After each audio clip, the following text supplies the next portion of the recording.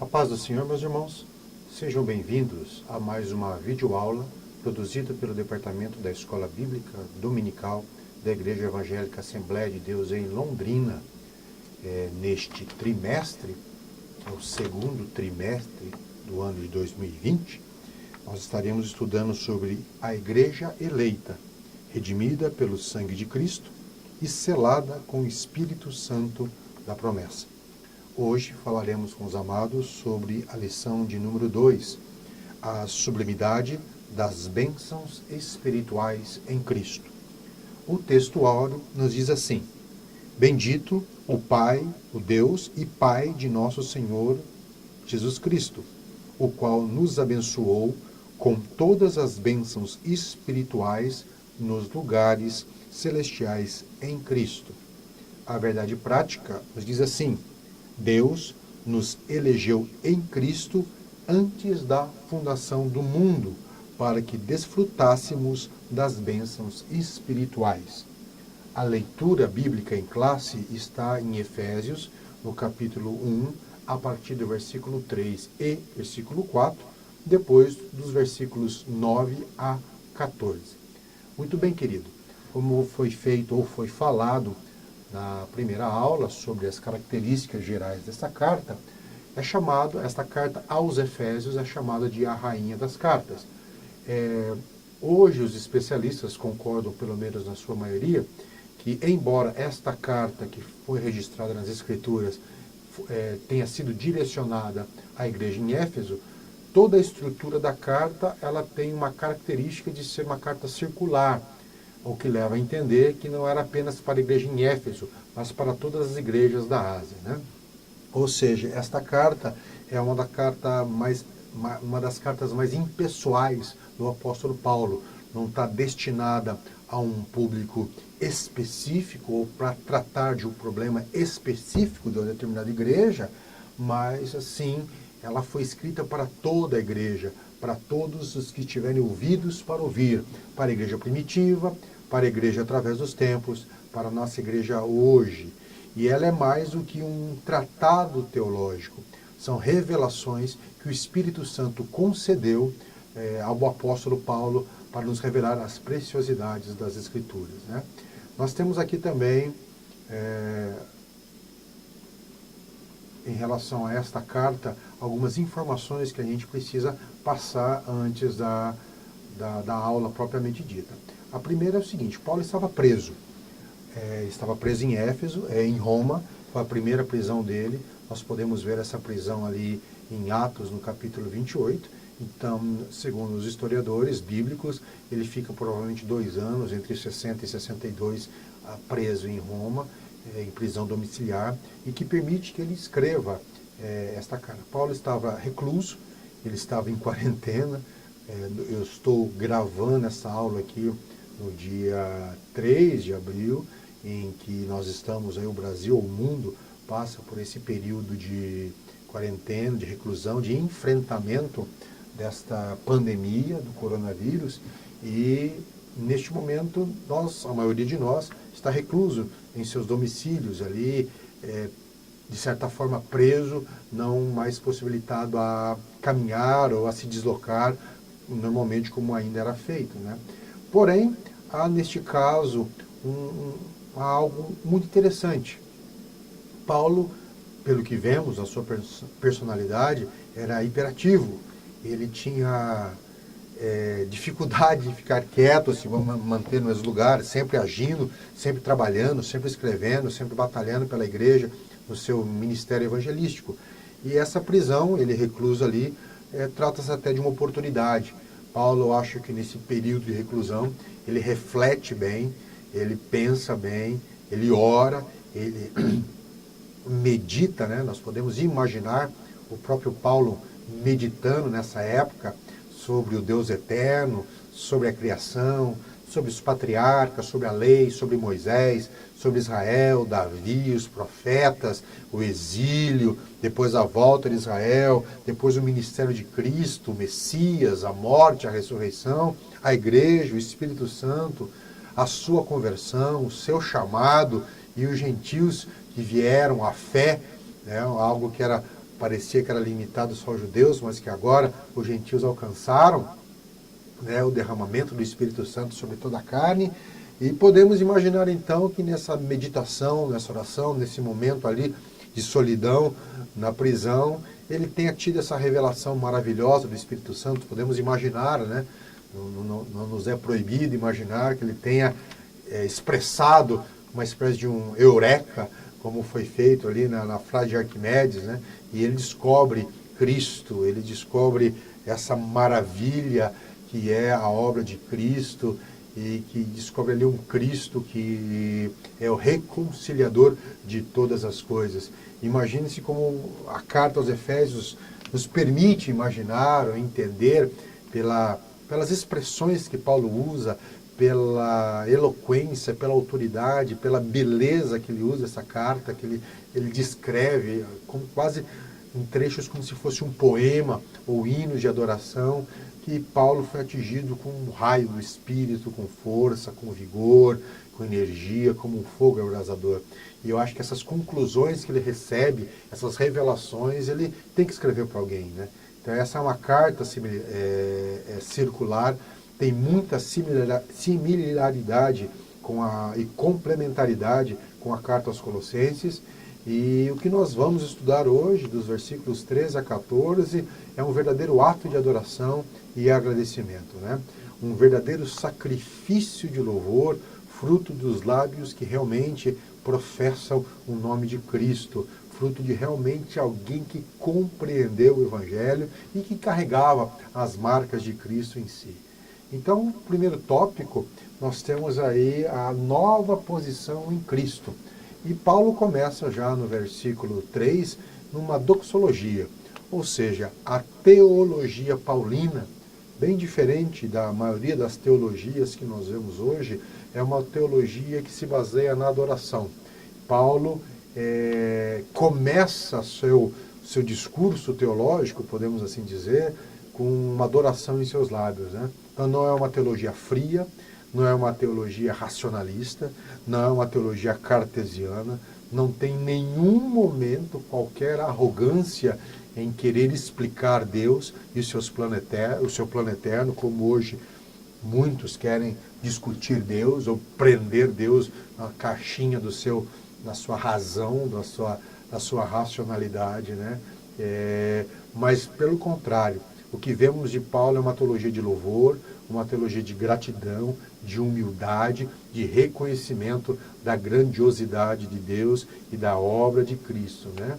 E ele faz assim porque sabe o peso, o valor e a importância dessa revelação divina que ele teve em relação a Cristo, né? Por isso ele exclama, a primeira frase dele é bendito. Bendito significa digno de louvor. Ele começa todo o seu argumento dizendo, olha, glória a Deus por isso, bendito, digno de louvor é o nosso Deus por tudo que ele nos revelou. E ele faz o seguinte, bendito o Deus. Quem é o Deus? Quem é esse Deus que Paulo chama de bendito? Se perguntássemos ao judeu quem é o seu Deus, ele diria Yahvé, que libertou o povo de Israel, o Elohim, que falou com Abraão, Isaac e Jacó, o Deus de Abraão, Isaac e Jacó, né? Ou perguntássemos para o muçulmano quem é o Deus, ele diria Allah. Então, quem é o Deus que nós servimos? Quem é o Deus realmente que a igreja serve? Quem é o Deus que nós cristãos servimos? Esse Deus, Paulo deixa bem claro quem ele é. Ele é o Pai de nosso Senhor Jesus Cristo. Este é o Deus que servimos, este é o Deus que adoramos, este é o Deus que nos salvou. É o Deus revelado em poder e em caráter de forma definitiva em Cristo. Os judeus não tinham essa perfeita revelação antes de Cristo, nem mesmo os patriarcas, nem mesmo os profetas puderam ter essa revelação completa e definitiva. Mas Cristo nos apresenta essa revelação. João 14, 8, 9, Felipe disse a Jesus, mostra-nos o Pai e nos basta. Jesus respondeu, estou há tanto tempo convosco e não me tendes conhecido? Quem vê a mim, vê ao Pai. Hebreus 1:3 diz que Cristo é o resplendor da glória do Pai e a expressa imagem da sua pessoa. Colossenses, capítulo 1, versículo 5, diz que Jesus é a imagem, a revelação do Deus invisível. Então, o Deus que nós servimos é este Deus, revelado em Cristo, o Deus que é o Pai de nosso Senhor Jesus Cristo, o Deus que nós somos ensinados pelo nosso Mestre a chamar de Pai nas nossas orações. Isso muda completamente, isso é uma outra visão, isso é de uma profundidade que apenas aqueles que têm o Espírito Santo podem compreender, podem entender o privilégio que nós temos. E ele fala o seguinte: bendito o Deus, que é o Pai de nosso Salvador Jesus Cristo, nosso Senhor Jesus Cristo, e esse Deus, assim como lá em Gênesis, ele cria o homem à sua imagem e semelhança, ele cria a humanidade, homem e mulher à sua imagem e semelhança, aqui ele os abençoa. Em Gênesis 1 nós temos isso, 27, 28, ele abençoa o homem. Aqui nós temos esse mesmo Deus que proporcionou essa nova criação, essa nova criatura, a igreja, também nos abençoando. E esse Deus que nos abençoa, ele diz assim, nos abençoou com todas as bênçãos espirituais nos lugares celestiais em Cristo Jesus. Esse mesmo Deus, Pai de nosso Senhor Jesus Cristo, também nos abençoa. Para terror, talvez, dos teólogos da prosperidade, ele fala nas bênçãos espirituais nos lugares celestiais. Então, ou seja, não está falando de meras bênçãos materiais, como muitos pregam hoje, mas algo muito, muito, muito além de qualquer coisa material que pudéssemos ganhar de Deus. E esse Deus que nos abençoou, nós temos que entender essas bênçãos espirituais. Paulo está escrevendo para um ambiente onde vivia a igreja em Éfeso e toda aquela região, tanto em Éfeso, Colossos, Laodiceia, Hierápolis, toda aquela região ali por onde ele evangelizou. Paulo está falando de um ambiente idólatra, um ambiente pagão e um ambiente que vivia com terríveis medos do mundo espiritual. Era um lugar oprimido pelas forças espirituais, eram divindades que na cultura ou na religião da época eram gananciosas, ambiciosas, faziam do homem joguete em suas mãos. Nós entendemos que era uma região dominada por espíritos malignos e as pessoas tinham medo do mundo espiritual, medo dos seres espirituais, fazendo ali seus rituais, as suas cerimônias, as suas práticas para aplacar a ira ou atrair o favor desses espíritos, desses seres espirituais. Eles agiam com muito medo disso. A própria igreja em Éfeso, ela tinha a própria cidade em Éfeso possuía o templo da deusa Ártemis ou Diana, e eles eram devotos a essa deusa, era uma das maravilhas do mundo antigo. E agora Paulo está falando o seguinte: olha, saiam da prisão, vocês não mais estão presos, porque Colossenses 2,15 nos diz assim, que Cristo despojou os principados e potestades e os expôs publicamente, e deles triunfou em si mesmo. Saiam dessa prisão do paganismo e idolatria, um outro mundo que está revelado e que nós temos proeminência nesse mundo, nós somos abençoados por Deus diante e neste mundo, né? Saia da prisão hoje, trazendo para o nosso lado hoje, além da idolatria, nós temos um materialismo. Paulo está falando, saia da prisão do materialismo que prende você apenas naquilo que os sentidos captam, apenas naquilo que a razão compreende. Isso é uma prisão de 4 paredes, em 3 dimensões, mas os sentidos. Prende você ali, você não tem para onde ir, você não consegue enxergar nada além. Sai, existe um mundo maravilhoso atrás daqui que os nossos olhos veem e que os nossos ouvidos podem ouvir. Há um mundo, um universo rico, maravilhoso, cheio de vida, que se revela para nós através da palavra de Deus e através de Cristo, né? 1 Coríntios 15, 19. Se esperamos em Cristo apenas nessa vida, somos mais miseráveis de todos os homens.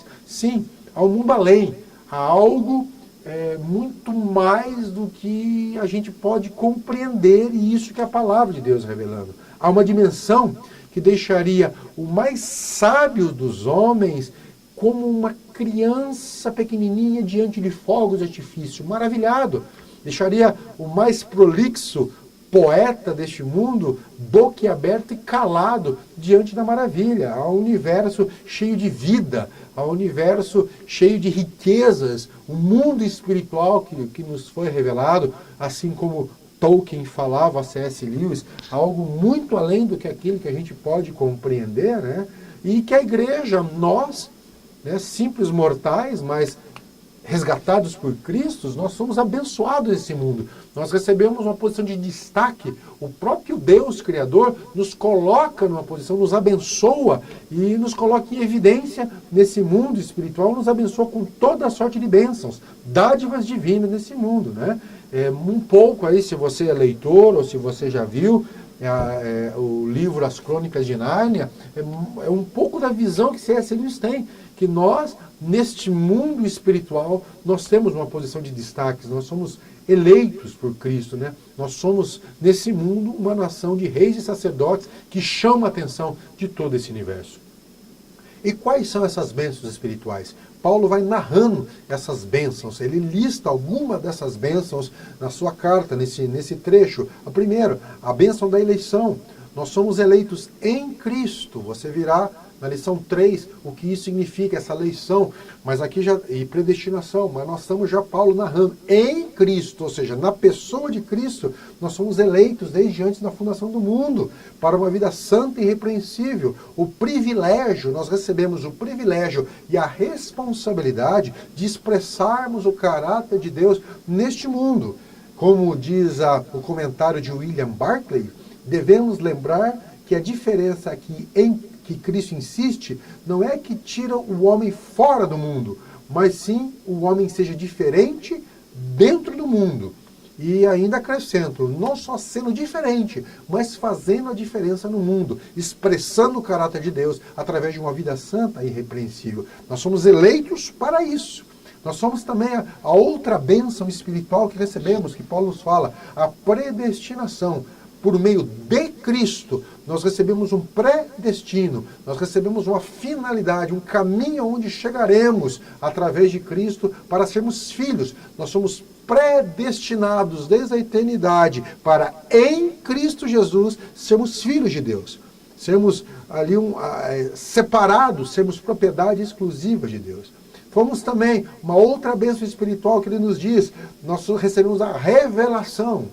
Quem revelou? Revelando a nós, pela sua aprovação, pelo seu beneplácito. Beneplácito é a aprovação de alguém superior, como se fosse a aprovação de um rei em relação a algo concedido. Através do seu beneplácito, ele revelou, ele aprove Deus nos revelar o desejo mais profundo do seu coração, o mistério da sua vontade. A nós, pequeninos, você que talvez pela sua fé é ridicularizado diante do mundo, você que talvez na sua fé, talvez não tenha nenhum estudo superior completo, seja pequeno, nós como igreja pequeninos diante dos homens, mas a nós,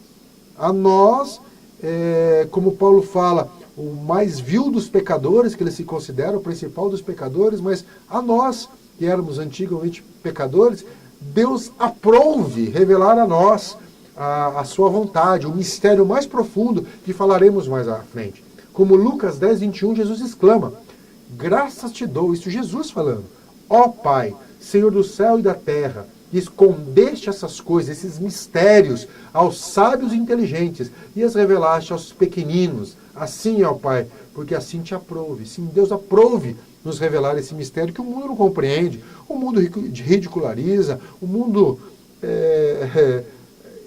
tira sarro disso, o mundo faz chacota em relação a isso. Mas nós que recebemos o Espírito Santo, através de Cristo, recebemos essa bênção de ser revelado Cristo e o mistério de Deus. E que mistério é esse? É o de fazer converger em Cristo todas as coisas. O propósito de Deus é esse. Esse é o mistério revelado, o mistério que os profetas não receberam, mas que nós, através de Cristo, recebemos, não porque somos melhores ou merecedores, mas pela graça, pelo propósito eterno de Deus, nós recebemos essa dádiva da revelação que em Cristo todas as coisas se convergirão. É uma visão além deste mundo, uma visão que nos dá esperança e alegria na vida que nos está garantida pelo Espírito Santo, que é o penhor da nossa herança, que também vamos falar um pouquinho. Outra, a adoção. Nós recebemos a bênção espiritual da adoção. Fomos feitos herdeiros em Cristo, como diz no verso 11.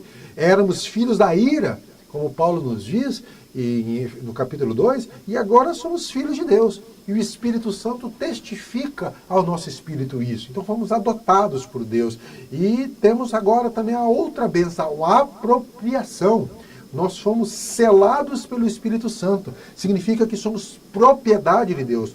Possessão do Espírito Santo é o selo e o sinal de que o homem pertence a Deus. É o Espírito Santo aquele que conduz o homem ao conhecimento de Deus, aquele que capacita a enfrentar a vida e não desfalecer, aquele que lhe diz o que devo fazer e que lhe dá forças para fazê-lo, o que deve ser feito, mas também nos dá força para fazer o que deve ser feito. O Espírito Santo nos mostra a vontade de Deus e nos capacita a realizá-la, conforme William Barclay fala no seu comentário, né? Atenção! Eu queria que você percebesse algo importante. Todas as bênçãos que nós recebemos estão em Cristo e por causa de Cristo. Isso é muito importante na nossa concepção teológica. Nós somos abençoados, desfrutamos das bênçãos por estarmos em Cristo. Ou seja, Cristo é o eleito, Cristo é o predestinado, Cristo é o filho legítimo e unigênito, Cristo é o herdeiro, Cristo é o amado, Cristo é a revelação e o revelado, Cristo é a sabedoria, é o sangue de Cristo que nos redime e que nos torna propriedade exclusiva de Deus. É em Cristo em que a plenitude toda habita. Ele é o cabeça e nós somos o corpo. É nele que todas as coisas convergerão. Então é em Cristo. Então eu desfruto dessas bênçãos, da eleição, da predestinação, da adoção, da revelação, do amor, da misericórdia, da propriedade de Deus, do selo do Espírito Santo. Eu recebo disso porque nós cremos em Cristo, estamos em Cristo e fomos abençoados em Cristo. É Cristo que é o cabeça.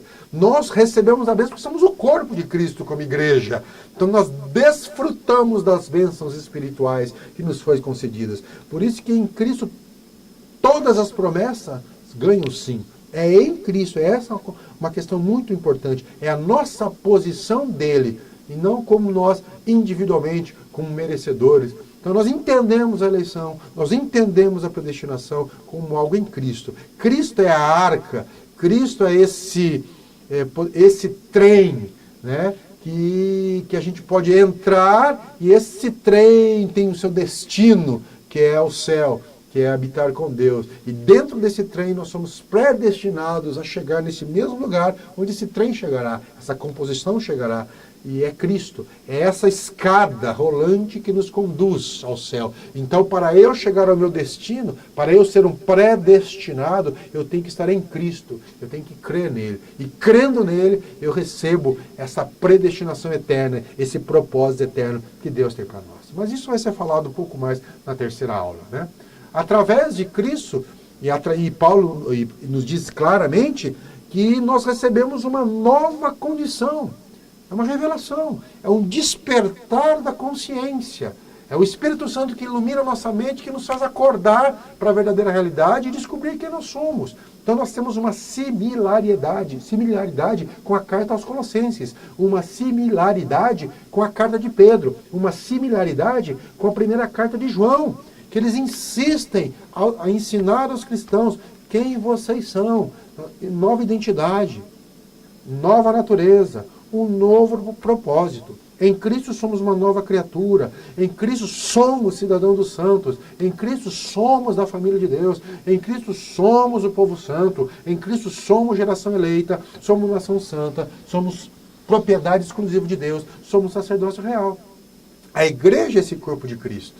Então, a igreja é essa nova condição, é esta nova realidade que Deus, que o Espírito Santo quer despertar. E usou Paulo para deixar-nos claro isso. Então a gente fica angustiado com o mundo, com a situação, mas, queridos, o que Paulo quer que nós entendamos é quem nós somos em Cristo. E nada nesse mundo pode nos afastar disso. Nada nesse mundo pode tirar essa nova identidade que nós recebemos, que precisamos nos apropriar dela, né? A igreja é o corpo de Cristo, a igreja tem que ser as mãos para a obra de Cristo e pés para correr atrás dos que se desviam.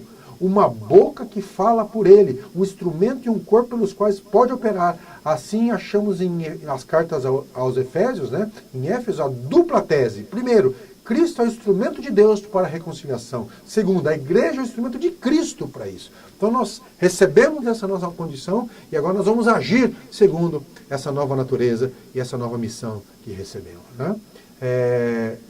John Stott, ou E.F. Scott, nos diz assim: a igreja tem como finalidade a reconciliação do mundo para o qual veio Cristo. Em todas as suas relações entre si, os cristãos devem buscar realizar esta ideia formativa da igreja. É aquilo que Paulo fala lá em 2 Coríntios, capítulo 5, 17 e 20. Aquele que está escrito em Cristo, uma nova criatura é. As coisas velhas passaram, tudo se fez novo, uma nova identidade. E tudo isso provém de Deus, que nos reconciliou consigo mesmo por Jesus Cristo e nos deu a nós, a igreja, o ministério da reconciliação. Isto é, Deus estava em Cristo reconciliando consigo o mundo, não lhes imputando seus pecados, e pôs em nós, a igreja, a palavra da reconciliação. Veja, nós temos Deus, nós temos o mundo, nós temos a igreja, e no centro disso tudo, nós temos Cristo. Cristo que é através dele que Deus reconcilia consigo o mundo. E pôs em nós, a igreja, esta palavra poderosa da reconciliação. É nisso que reside o poder do Evangelho. Como Paulo fala em Romanos 1,17, o Evangelho é o poder de Deus para a salvação de todo aquele que crê. Cabe nós, a igreja, levarmos esse Evangelho. Aí nós temos o tópico 2 da lição. Uma vida cristocêntrica neste mundo. E agora voltamos ao versículo 9, que através de Paulo nós entendemos que Deus nos descobriu, descobrindo-nos o ministério da sua vontade, o mistério da sua vontade. Deus revela, Deus descobre, Deus tira o véu da sua vontade, né? A revelação do mistério oculto. Oculto. Que mistério é esse? Esse mistério nos diz sobre a meta da história. Esse mistério nos fala sobre um sentido teleológico, sobre a finalidade, o significado da vida e da existência, a razão e o sentido de tudo que existe. Nos fala sobre o porquê das coisas, o porquê de tudo, o bom, o mal, o certo, o errado, a vida, a morte. Qual é o sentido disso tudo? Como o autor de Eclesiastes tenta buscar, qual é o sentido das coisas? Ele tentou buscar, ele tentou observar e ele não conseguiu compreender.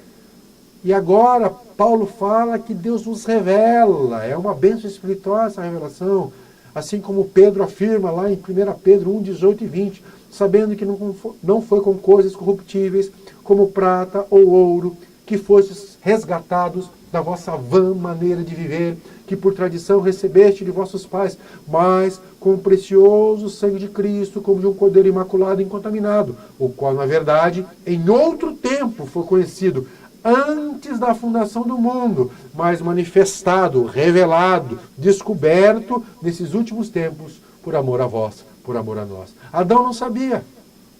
A Adão não foi revelado esse mistério, aos patriarcas não foi revelado esse mistério, a Moisés não foi revelado esse mistério, ao povo de Israel não foi revelado esse mistério, aos profetas tiveram um vislumbre disso, mas não foi revelado esse mistério.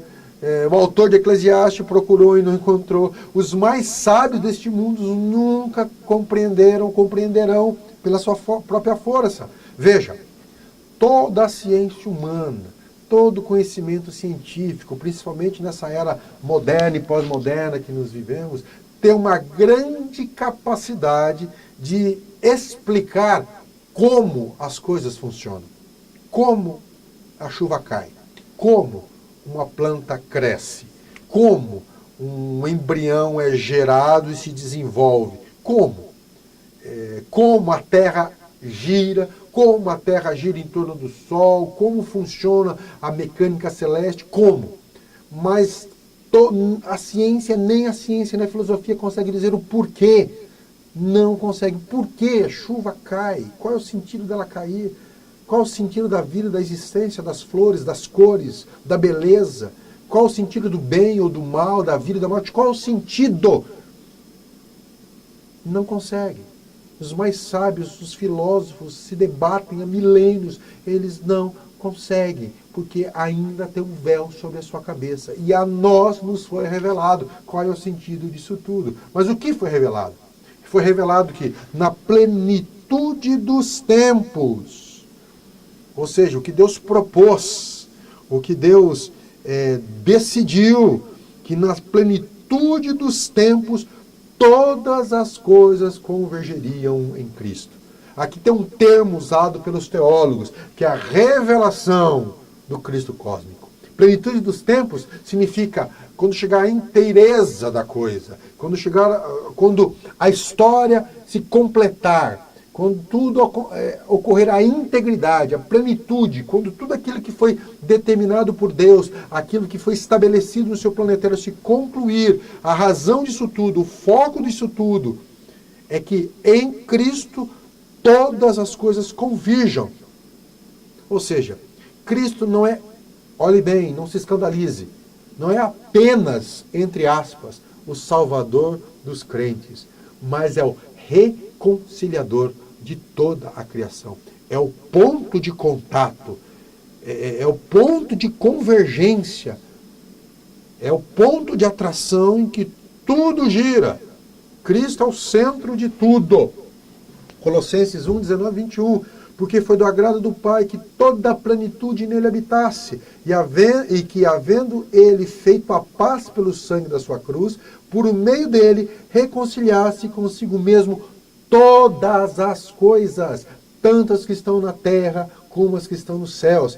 Também a vós, que noutro tempo eras estranhos e inimigos do entendimento, pelas vossas obras más, agora, contudo, vos reconciliou. E mais uma vez, 2 Coríntios 5,19, Deus estava em Cristo reconciliando consigo o mundo, e não nos imputando os seus pecados, e pôs em nós a palavra da reconciliação. Cristo é o ponto de convergência, Cristo é o ponto de contato, Cristo é o centro de tudo e de todos. Cristo é a razão de tudo e de todos. Por isso, Paulo exclama, no versículo 3, bendito o Pai de nosso Senhor Jesus Cristo. Bendito é o Deus que estabeleceu esse plano eterno. Bendito por essa revelação maravilhosa que nos deu. E eu e você somos privilégios diante de anjos, diante de homens, diante do mundo físico e diante do mundo espiritual, a ter essa revelação.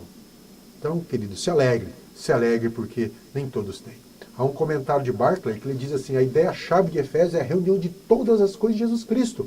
Cristo é o centro em que se une todas as coisas, o laço que tudo liga. Na natureza, sem Cristo, não há mais do que desunião e desarmonia. A natureza é um campo de batalha. A hora que vemos a natureza, a criação vermelha, com dentes e garras, sob a lei do mais forte, um tentando engolir o outro. O domínio do homem rompeu a união social que deveria existir entre homens e natureza e animais. O homem está dividido do homem, a classe da classe, a nação da nação, ideologia da ideologia, o gentio do judeu. O mundo sem Cristo é um mundo dividido, desunido, fragmentado. O que é verdade do mundo natural exterior também é o da própria natureza humana. Em cada homem há uma tensão. Cada homem é uma guerra civil em marcha. Livra-se uma batalha constante entre a parte superior e inferior do homem. O homem está sempre esmigalhado entre o desejo do bem e do mal. Aborrece seus pecados e, ao mesmo tempo, os ama. É essa condição humana desunida, degradada, fragmentada, que através de Cristo será unida.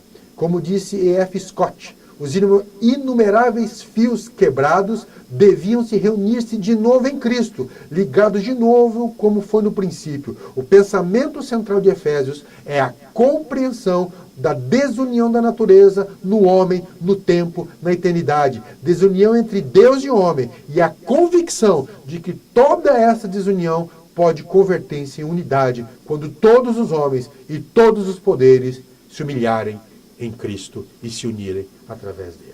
Em resumo, a união de todas as coisas é em Cristo Jesus. Isso é a revelação que Deus nos dá. Isso é algo maravilhoso.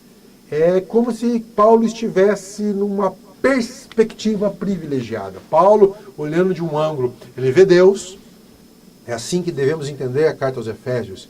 Ele vê a igreja, ele vê o mundo, ele vê a natureza, ele vê o mundo espiritual, ele vê. E no meio disso tudo, ele vê Cristo, no centro disso tudo, unindo Deus Pai, superior sobre tudo e sobre todos, se ligando à sua criação através de Cristo. E através de Cristo, tudo convergindo para o propósito eterno do Pai, de um mundo de paz e alegria, um mundo em que haja a presença de Deus em tudo e em todos. Cristo une todos esses agentes, né? Como a famosa frase de Abraham Kuyper, não há um único centímetro quadrado em todos os domínios de nossa existência sobre os quais Cristo, que é soberano sobre tudo, não clame, é meu. Ou seja, o que vemos hoje são focos de rebeldia, de arrogância dos seres humanos contra o senhorio de Cristo. Desconhecendo, não crendo ou não aceitando a reconciliação efetuada, desprezando a reconciliação. A estes nada mais resta do que ser expulsos da presença de Deus. Essa é a condenação eterna. Mas a nós nos foi revelado essa preciosidade, essa maravilhosa graça, essa maravilhosa revelação. E ele diz que tudo isso é para louvor da sua glória. Ou seja, nosso propósito de existência, o ministério de Cristo, é para louvor da glória de Deus. E nós devemos começar esse ato de louvor aqui, por palavras, por posturas, por atitudes, por obediência, reconhecendo. Quando a gente reconhece, quando o Espírito Santo ilumina-nos, meu querido irmão, com certeza a nossa posição em relação à vida muda, a nossa posição em relação aos problemas mudam, porque sabemos que a nós foi revelado algo maravilhoso, que no final de tudo, tudo estará em Cristo e Cristo estará em todos. Depois, no ponto 3 da lição, nos fala sobre o novo agente da Trindade. Até agora, Paulo falou de Deus, o Pai eterno, que estabeleceu, que criou. Nós estamos falando de Cristo, que é o ponto de convergência de todas as coisas, o Filho. E agora, Paulo fala da presença do Espírito Santo nesse plano divino, né? Ele completa com a Trindade em todo esse raciocínio dele, dizendo o seguinte, que o Espírito Santo ele é o agente que nos sela.